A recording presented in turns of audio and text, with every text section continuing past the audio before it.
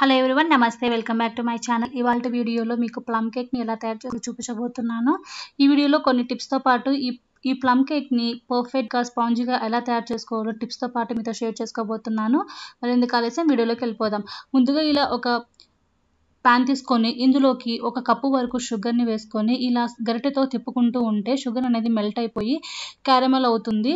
So ఇది ఇలా తయారు చేసుకునేటప్పుడు స్టవ్ని లో ఫ్లేమ్లో పెట్టుకొని ఈ షుగర్ని మెల్ట్ అయ్యేంత వరకు ఈ విధంగా క్యారమలైజ్ అయ్యేంత వరకు ఈ విధంగా చేసుకోవాలి. చూసారు కదా, ఇక్కడ వీడియోలో చూపిస్తున్నట్లుగా ఈ విధంగా కలర్ వచ్చేంత వరకు కూడా చేసుకున్న తర్వాత ఇందులోకి ఒక గ్లాస్ వరకు వాటర్ని కూడా కొద్దిగా యాడ్ చేసుకుంటూ కలుపుకోవాలి. ఈ ప్రాసెస్ చేసేటప్పుడు కాస్త జాగ్రత్తగా చేసుకున్నట్లయితే చక్కగా తయారవుతుంది.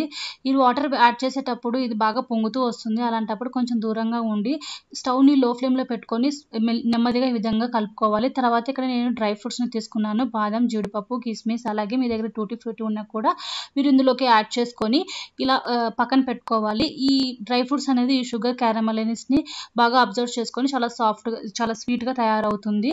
తర్వాత ఇలా ఒక మిక్సింగ్ బౌల్ తీసుకొని ఇందులోకి ఒక కప్పు వరకు మైదా పిండి జల్లించుకొని తీసుకోవాలి. అలాగే 1 టీ స్పూన్ బేకింగ్ పౌడర్, అలాగే 1/4 కప్పు వరకు ఆయిల్ని కూడా తీసుకొని ముందుగా వీటిని అన్నిటిని బాగా కలిసేలాగా ఇలా ఒక విస్కర్తో కానీ హ్యాండ్ బ్లెండర్తో కానీ ఈ విధంగా చక్కగా కలుపుకోవాలి.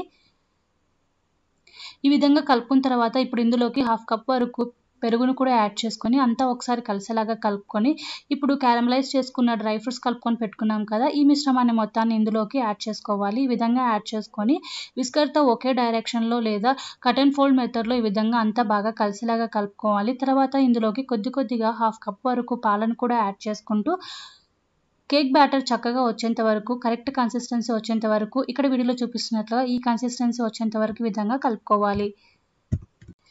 తర్వాత కేక్ బ్యాటర్ని బేక్ చేసుకోవడానికి ఇలా ఒక అల్యూమినియం బౌల్ కానీ ఈ విధంగా తీసుకొని కొద్దిగా ఆయిల్ని అలాగే కొద్దిగా మైదా పొడి పిండిని ఈ విధంగా డస్ట్ చేసుకొని కేక్ బ్యాటర్ని ఇందులోకి వేసుకొని ఈ విధంగా 2-3 సార్లు బాగా ట్యాప్ చేసుకున్నట్లయితే ఇందులో ఉన్న ఎయిర్ బబుల్స్ లేకుండా ఉంటుంది. తర్వాత స్టవ్ ఆన్ చేసుకొని ఇలా బేక్ చేసుకోవడానికి ఇలా నేను రైస్ కుక్కర్ని ఈ విధంగా పెద్దగా ఉన్న కుక్కర్ని పెట్టుకొని మూత పెట్టి 5 నిమిషాలు వేడి చేసుకున్న తర్వాత ఇప్పుడు ఒక స్టాండ్ లాంటిది ఈ విధంగా ఒక ప్లేట్ కానీ స్టాండ్ కానీ పెట్టుకొని కేక్ ప్రిపేర్ చేసుకున్న కేక్ని ఈ విధంగా పైన చిన్నగా చెరీస్ని కూడా యాడ్ చేశాను. ఈ విధంగా పెట్టి పైన విజిల్ లేకుండా అలాగే రబ్బర్ కూడా లేకుండా ఈ విధంగా చక్కగా 30 to 40 మినిట్స్ని కేక్ని బేక్ చేసుకోవాలి. తర్వాత ఈ విధంగా టూత్ పిన్తో కానీ ఇలా ఫోక్తో కానీ చెక్ చేసుకున్నట్లయితే ఇవి అంటుకోకుండా వస్తే కేక్ అనేది పర్ఫెక్ట్గా బేక్ అయినట్లు.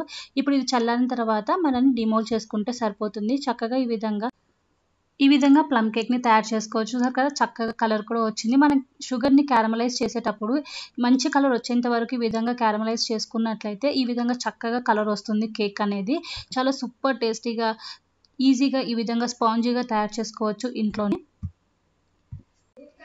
ఈ వీడియో నచ్చినట్లయితే లైక్ చేసి షేర్ చేసి ఛానల్ని సబ్స్క్రైబ్ చేసుకోండి. మీరు కూడా ఈ ప్లమ్ కేక్ని ఫ్రూట్ కేక్ని తయారు చేసుకొని మీకు ఎలా వచ్చిందో కమెంట్లో షేర్ చేయండి.